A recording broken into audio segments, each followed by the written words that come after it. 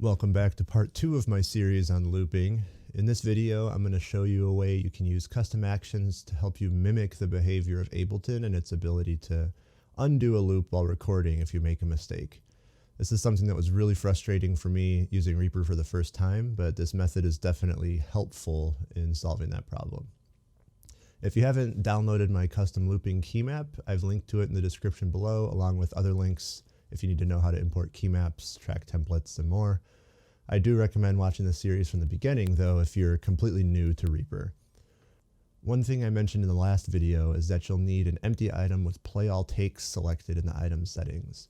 I have a custom action set up that will do that for you if you downloaded my keymap. So all you have to do is press Alt-Shift-L and it will create a looping section for recording. So let's try that. Alt-Shift-L.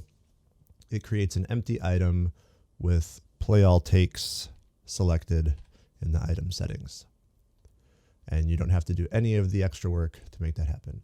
So I just wanted to mention that before I move forward into how to undo while recording.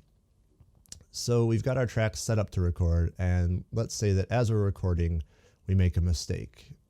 Typically, you'd have to stop the recording, undo, and then start again. It's just really clunky. So I've got a custom action that'll do this all really quickly with a shortcut. And you can hit Alt-Z if you've downloaded my keymap, or change it to any combination you like, and it will undo the last take while you're still playing and looping.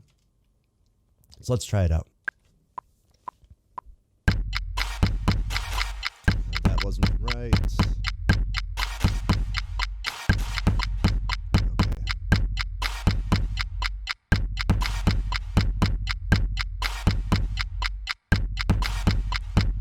There we go. So what would have previously had to happen is you would stop the recording, hit undo, and try it again. But this lets you just keep moving along, keep trying things. And the way that this works is it starts recording in the next measure. And you want to try to avoid undoing a loop at the beginning of a loop, or it'll start in the middle. It'll just mess things up down the road. So if you can, undo the loop right at the last measure that you're recording in. So under the hood on this custom action, all that's happening is the custom action is toggling the transport record button over here, undoing, and then starting again at the next measure. So that's why that functionality happens.